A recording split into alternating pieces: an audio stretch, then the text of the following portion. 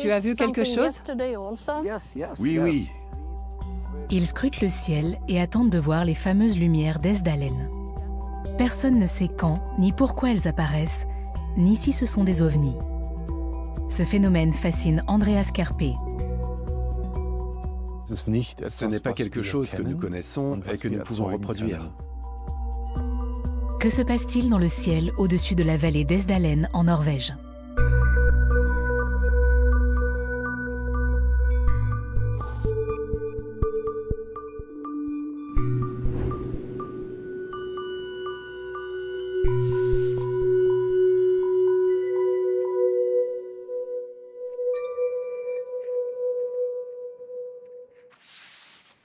Andreas Kerpé a 58 ans et est informaticien chez un grossiste pharmaceutique dans le sud de l'Allemagne. 1 à 2 fois par an, il se rend en Norvège pour observer les lumières d'Esdalen.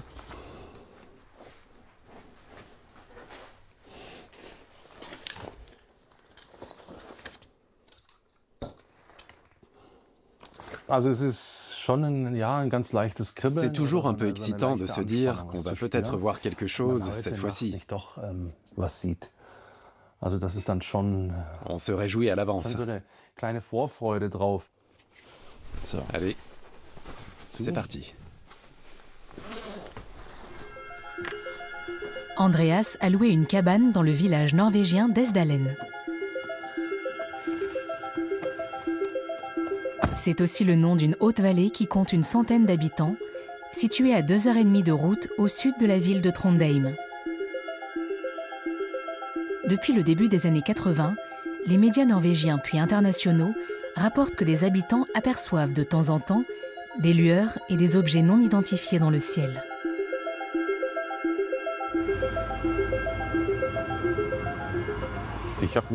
En 2013, je me suis demandé par pure curiosité où en était la question des ovnis.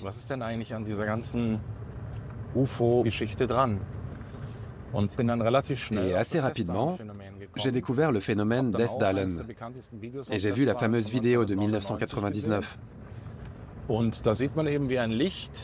dans laquelle on voit une lumière de nature inconnue, indéfinie, attirer une autre petite lumière. J'ai vite compris qu'il n'y avait pas d'explication simple, et ça m'a titillé. Andreas pense avoir déjà vu ces sources lumineuses. Cette année, il compte non seulement les filmer, mais aussi mener son propre projet de recherche dans les montagnes entourant la vallée.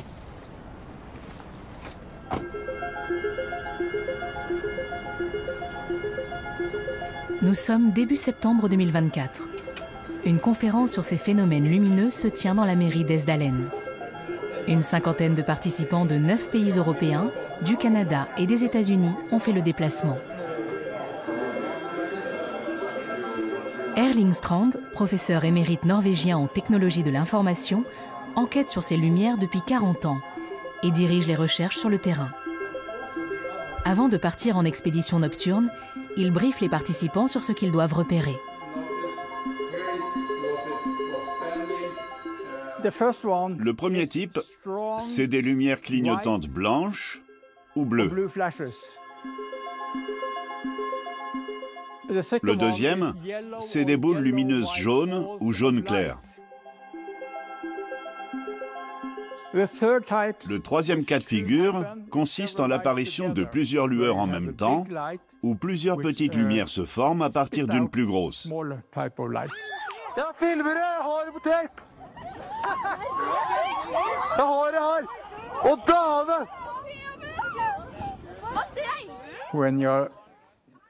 Quand vous êtes sur le terrain et que vous cherchez à voir les lumières, vous pouvez discuter entre vous, bien sûr. Et si vous voyez quelque chose, dites-le aux autres. Mais ne restez pas figé pendant que vous parlez. Levez les yeux et scrutez le ciel pendant que vous discutez. Pensez-y. Ce type de scintillement est filmé environ 20 fois par an. Le groupe part rejoindre son poste d'observation. Même si des lumières ont déjà été aperçues de jour, elles sont surtout visibles la nuit.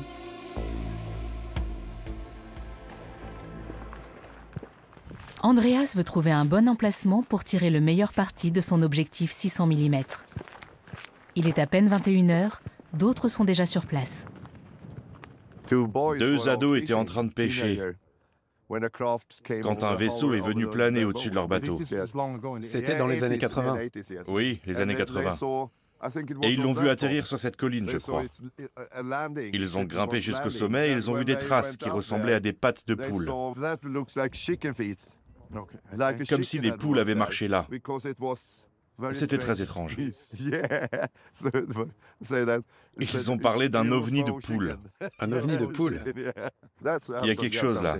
Tu le vois? C'est un avion, je pense.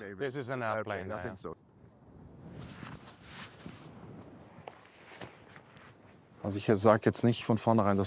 ne dis pas d'entrée que c'est impossible, parce que j'ai moi-même parlé à des gens qui ont vu ce genre de choses insolites, et ils m'ont semblé sincères. Je n'ai aucune raison de croire qu'ils l'ont inventé, ou qu'ils ont halluciné.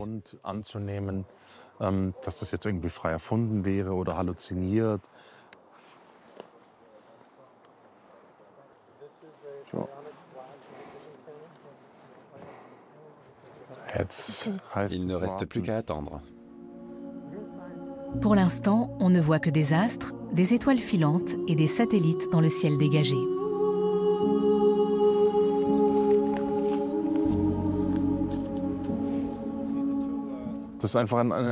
On arrête tout, on ne fait rien, on décroche. Au bout de 3 heures, les premiers abandonnent. Il est déjà minuit.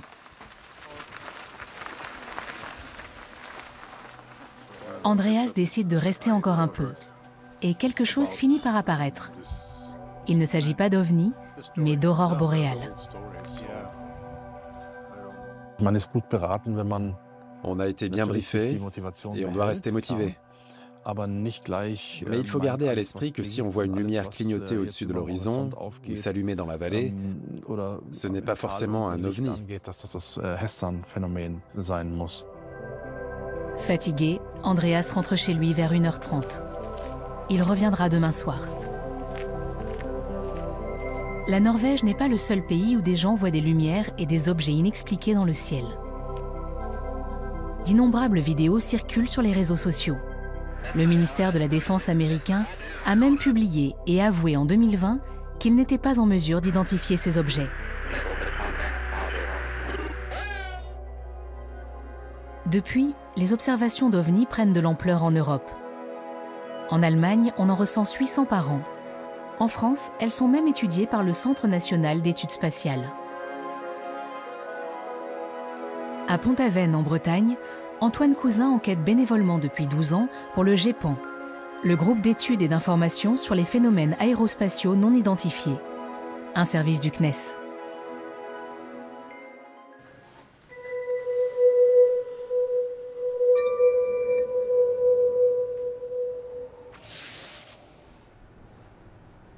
Pendant son temps libre, cet informaticien de 54 ans étudie une douzaine d'observations d'OVNI par an.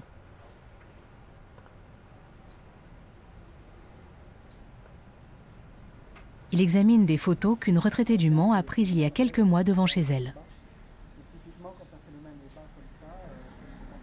La personne a observé juste à côté de la Lune ce phénomène assez étrange, donc pour l'instant on ne sait pas ce que c'est. Cette dame à cette occasion-là a pu réaliser 2 photographies que je suis en train d'analyser en ce moment. Pour l'aider dans ses recherches, il a racheté le téléphone portable de la dame pour accéder directement aux photos. C'est bien un Nokia 3310 et c'est très utile de l'avoir parce que ça nous aide à reconstituer l'ordre des photographies et à éventuellement faire d'autres recherches sur les paramètres de prise de vue. Antoine analyse les clichés avec un logiciel qu'il a co-développé. Cet outil lui permet de savoir en quelques minutes s'il s'agit d'une photo retouchée, d'une erreur de jugement ou d'objets comme des satellites ou des aérostats. Par exemple, typiquement ce genre de ballon, c'est un ballon fantaisie. Les clichés du Mans restent toutefois énigmatiques. Même la carte radar ne lui est d'aucune aide, car il ne sait pas dans quelle direction l'objet s'est envolé. Une des hypothèses de travail sur laquelle je développe actuellement l'analyse, ce serait une observation de nature aéronautique, c'est-à-dire qu'elle aurait pu par exemple observer un phare d'hélicoptère ou un feu d'avion venant de face.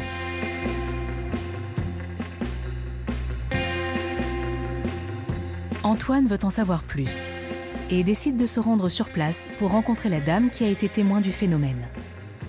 1 ou 2 fois par an, il traverse la France pour mener ses enquêtes.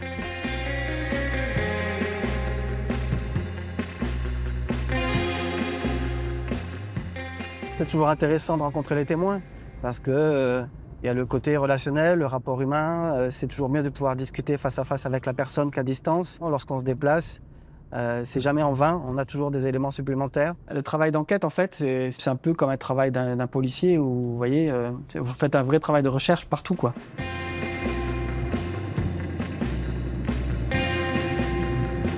Après presque 4 heures de route, Antoine arrive au Mans. Son collègue Julien, qui a fait le voyage depuis Paris, est déjà sur place. Les enquêteurs préfèrent interroger les témoins à 2.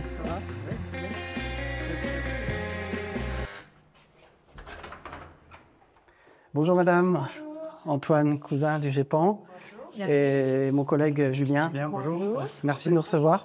Je vous en prie, entrez. Merci beaucoup.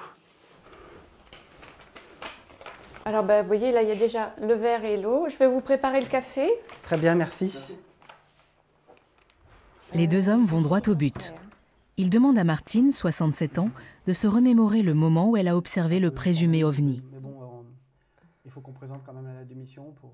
Et donc, en m'approchant de la fenêtre, je vois une sphère 2 fois plus petite que la Lune, jaune pâle, à la droite de la Lune. Et sur le moment, je me suis dit, mais qu'est-ce qui se passe? Je n'ai pas cru à ce que je voyais. Alors, je me suis secouée, j'ai ouvert la fenêtre, je me suis dit, je vais regarder sans l'intermédiaire de la vitre. Et en regardant fenêtre ouverte, la sphère était toujours là. Ça va? Ça va. Je suis encore émue quand j'y repense. Oui, oui. Beaucoup de témoins ont du mal à se souvenir de détails précis. Ça nous arrive qu'on ait des témoins qui voient des choses qui décrivent extraordinaires et qui après retournent vaquer leurs occupations, étendent leur linge, font leur vaisselle comme si de rien n'était. Ouais, comme si vous voulez, il y a une déconnexion voyez, du cerveau par rapport à ce qu'ils ont vécu. Sur la première photo, si on zoome... D'après Martine, la sphère lumineuse serait partie dans une autre direction que celle qu'Antoine a pu établir.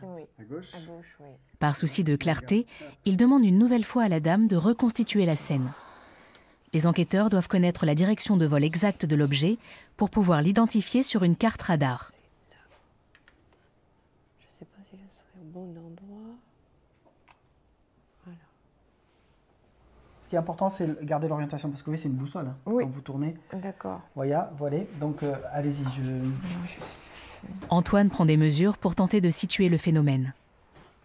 84 degrés est. Parfait. Donc ce que vous allez faire, vous allez vous placer à l'endroit où vous étiez. Vous allez tenir la règle bien droite, comme ça, à bout de bras. Oui. Vous voyez, à l'endroit du phénomène. Et vous allez nous dire la taille du phénomène selon vous. Je vais essayer. Hein. Je ne vous promets rien, parce que... D'accord. Alors... Le bras bien tendu. Alors, le bras bien tendu... Martine estime que la sphère mesurait entre 6 ou 7 mm. L'entrevue aura duré 2 heures. Martine est fatiguée mais soulagée. Merci. C'est l'intensité de ce qu'on ressent et puis l'étrangeté de ce qu'on voit. C'est ça qui fait que c'est lourd et qu'on ne peut pas garder ça totalement pour soi. C'est pas possible. Les 2 enquêteurs sont satisfaits. Ils vont pouvoir continuer leur recherche. Seuls 3% des cas restent non résolus. C'est ici, oui, tout à fait. Les premières cartes radars ont été obtenues avec un horaire qui était très imprécis. Mais maintenant que l'horaire est mieux défini, la carte sera plus précise et il y a beaucoup plus de chances d'avoir éventuellement la trace radar d'un avion ou d'un hélicoptère qui passait dans l'axe d'observation. À Esdalen, des scientifiques essaient depuis des décennies de trouver la source de ces phénomènes lumineux. Le GEPAN s'est également penché sur le sujet. Les participants de la conférence vont visiter l'une des 2 stations de recherche. Andreas accompagne le groupe alors qu'il n'a dormi que 5 heures.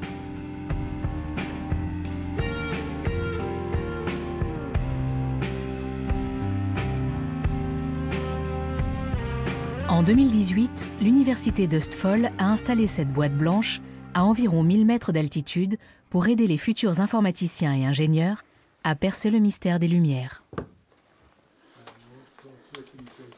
Erling Strand guide le groupe.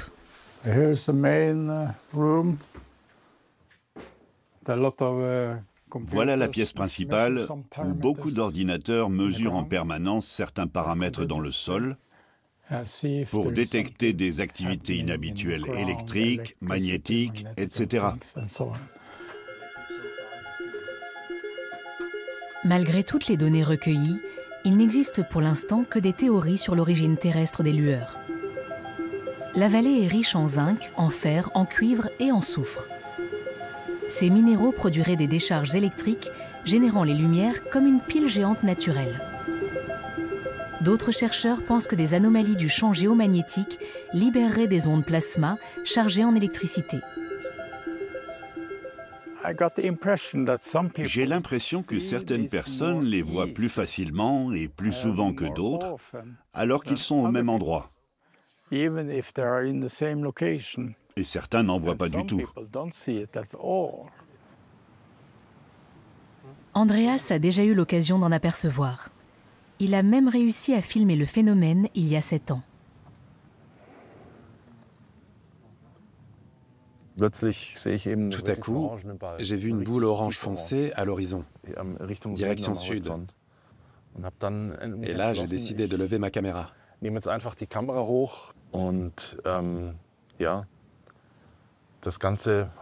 tout a duré environ 7 minutes. La lumière est montée lentement, puis elle s'est éteinte. Erling Strand veut faire avancer les recherches. Il a cofondé l'association Projet Esdalen pour installer plus de caméras et récolter de nouvelles données grâce aux cotisations des membres. L'université de Würzburg, en Allemagne, y contribue également. Pour certains observateurs, l'aspect scientifique est plutôt secondaire. La Suédoise Anneli Sarr, 69 ans, pense avoir fait plusieurs rencontres avec des vaisseaux spatiaux extraterrestres. Comme j'ai déjà eu des expériences, j'ai voulu en savoir plus sur ce phénomène. Que se passe-t-il? Les signalements d'OVNI augmentent dans le monde. Je pense qu'on est sur la voie de la révélation.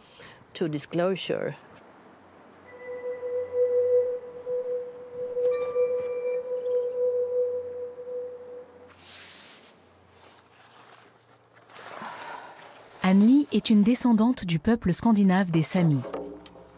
Lorsqu'ils voyagent, ils emportent toujours un tambour pour se connecter spirituellement à leur environnement.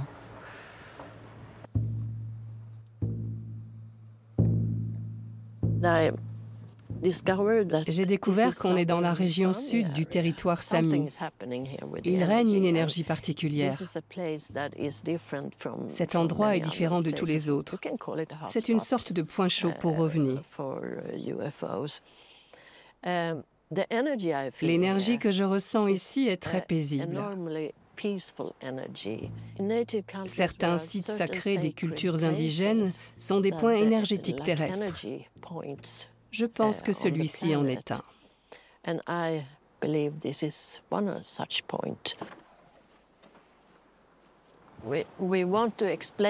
On cherche à tout expliquer par la science, mais il y a aussi la conscience qui entre en jeu. Si on commence à explorer sur les deux plans, on trouvera peut-être des réponses.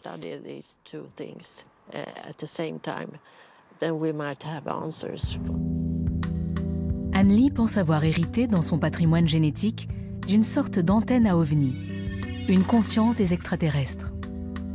C'est d'ailleurs le cas d'autres participants de la conférence qui se tient à Esdalen. Certains croient avoir rencontré des extraterrestres ou prétendent même avoir été enlevés. Ancienne assistante sociale, Anneli aimerait les soutenir sur le plan psychologique.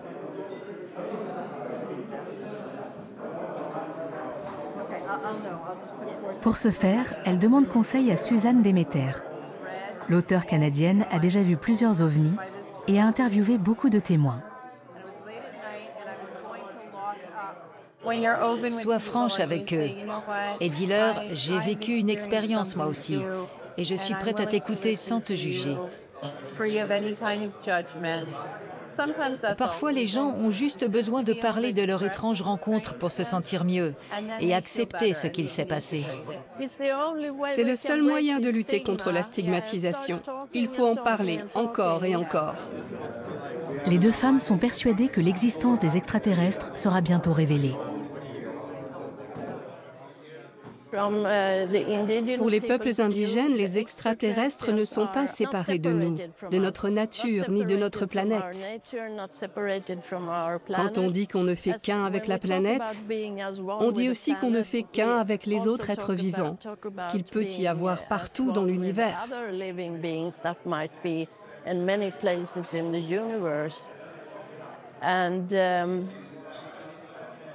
Nous sommes tous connectés, c'est évident.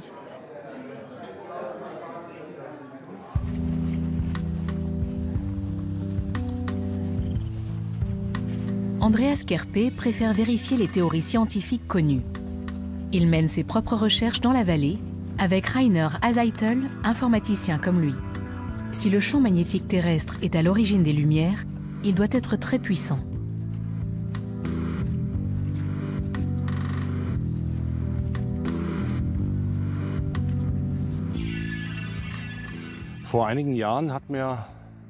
Il y a quelques années, un agriculteur m'a raconté qu'il y a un endroit où les animaux, les lapins, les renards, ne vont pas d'après les chasseurs. Ça pourrait indiquer qu'il y a une anomalie magnétique à cet endroit.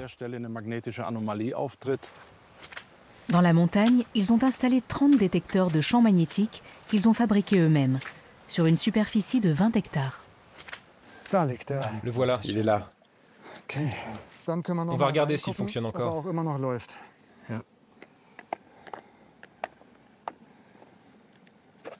Ça a l'air bien, l'intérieur est resté sec. Et il enregistre toujours, c'est bien. Il enregistre toujours. Ils ont déboursé 900 € en matériel.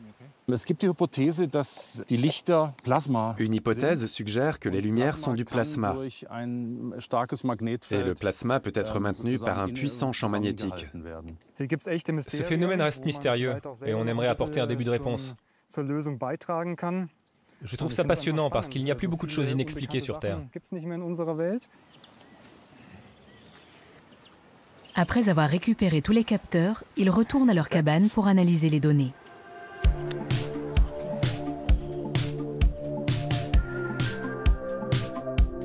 Le Centre national d'études spatiales pour lequel les chasseurs d'OVNI du GEPAN travaillent est basé à Toulouse.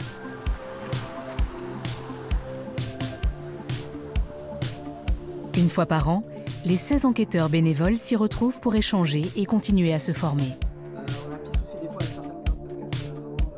Antoine Cousin présente à ses collègues les cas qu'il a élucidés. Je ne veux pas durer le suspense, c'est un bateau de croisière. C'est un dossier que j'aime bien présenter parce qu'on voit vraiment que, à la fois que les témoins n'étaient pas habités du lieu, qu'ils ont photographié ça depuis le balcon de leur appartement, dans le gîte où ils étaient, de nuit. Et ils n'ont pas vu qu'il y avait la ligne d'horizon. Et même en améliorant, vous voyez, les contrastes et la luminosité, on ne la voit pas du tout. Antoine a principalement acquis ses connaissances par lui-même. Pour postuler au GEPAN, il faut passer un test d'aptitude, avoir des compétences en astronomie, en navigation spatiale et en météorologie, et posséder certaines qualités. Un petit peu les qualités d'un détective ou d'un policier, j'ai envie de dire, une persévérance, même de l'opiniâtreté, j'ai envie de dire, parce que des fois, on creuse des hypothèses qui s'avèrent après analyse ou enquête être pas les bonnes. Donc il faut reprendre de zéro, formuler de nouvelles hypothèses, les éprouver. Antoine a reçu une nouvelle carte radar de l'armée. Plusieurs avions et un hélicoptère ont survolé Le Mans le jour où la retraitée a vu la lumière étrange. Il discute du cas avec Frédéric Courtade, le directeur du GEPAN. Depuis sa création en 1977, le groupe a examiné plus de 3000 observations d'OVNI. Chaque année, il reçoit 800 nouveaux cas. Ce service gratuit est unique en son genre en Europe. Bon, alors ce dossier, on a le tracé initial. L'étrangeté, c'est vraiment quand même de l'hypothèse, c'est quand même de voir que c'est un aéronef qui évolue à très haute altitude, à plus de 11,5 km, et à une vitesse réduite. Finalement, on est à environ 240, 250 km. Ça a l'air très peu compatible d'un avion en plus. Oui, clairement, oui. Ouais, on va resserrer. On serait plutôt sur un hélicoptère. C'est un hélicoptère, donc il faut qu'on valide si ces altitudes sont autorisées. On prendrait bien, avec le temps que met l'hélicoptère, le supposé hélicoptère. Il est probable que cette affaire puisse être expliquée de manière rationnelle. Le travail du GEPAN frustre certains fans d'OVNI qui s'en prennent parfois aux enquêteurs sur les réseaux sociaux. On est un petit peu des tueurs de rêves. Il y a des gens qui qui pensent avoir vu, et ils sont très honnêtes avec, ils ont vu quelque chose d'étrange et ils pensent être l'élu qui a découvert ou qui a vu une manifestation extraordinaire. Et nous, quand on va l'expliquer qu'il a confondu ce qu'il a eu avec un aéronef, un hélicoptère, un ballon, un phénomène météorologique, quelquefois, c'est vrai qu'il peut ne pas être content parce que d'éventuelles civilisations extraterrestres puissent venir nous visiter. Le GEPAN n'en a aucune preuve. Mais il faudra encore patienter avant que les enquêteurs ne se prononcent clairement sur l'énigme du Mans. Il leur arrive de travailler sur des cas pendant des années. Andreas Kerpé et Rainer Eiseitel ne croient pas non plus aux vaisseaux extraterrestres qui survoleraient la vallée d'Esdalen. Ils cherchent une explication d'ordre physique, comme une anomalie du champ magnétique. Je trouve ça un peu étrange. Quand on sera rentré, on rajoutera des filtres pour savoir si le détecteur a bougé à cause de la pluie ou d'un mouton, ou si c'était le champ magnétique. Ce détecteur fait maison a-t-il vraiment décelé une anomalie dans le champ magnétique? Les autres n'ont apparemment rien relevé d'anormal. On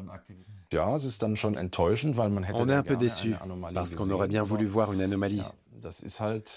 Mais bon, on est à Esdalen, et le phénomène ne se produit pas sur commande. Il faut avoir de la chance. Même s'ils n'ont rien pu démontrer, les deux hommes vont persévérer et peut-être installer les détecteurs ailleurs. Dans quelques heures, il fera nuit. Pourront-ils voir les lumières d'Esdalen cette fois-ci?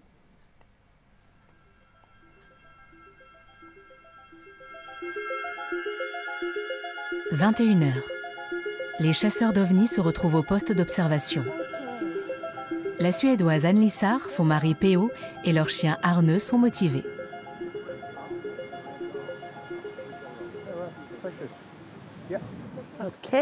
Allez, c'est parti. Soudain, Anne-Lie se lève.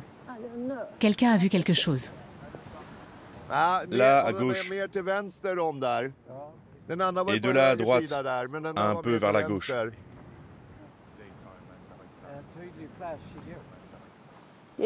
Tu l'as vu? Oui, elle était très brillante. La lueur va-t-elle réapparaître? Andreas et Rainer se trouvent quelques mètres plus loin. Je vais vérifier. Oui, c'est sûrement une voiture.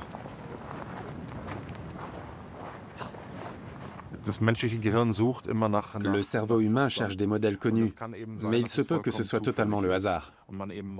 Et quand on voit quelque chose de rare, on pense faire partie des élus.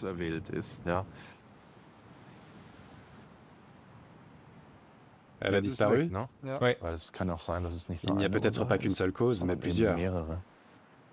Dans ce cas, ça risque d'être encore plus compliqué d'aller au fond des choses. Andreas veut retourner à Esdalen pour tenter de comprendre ce phénomène lumineux. Quelques jours après, nous recevons cette vidéo qui a été prise cette nuit-là. S'agit-il d'une lumière d'Esdalen? La vérité se trouve quelque part, là dehors.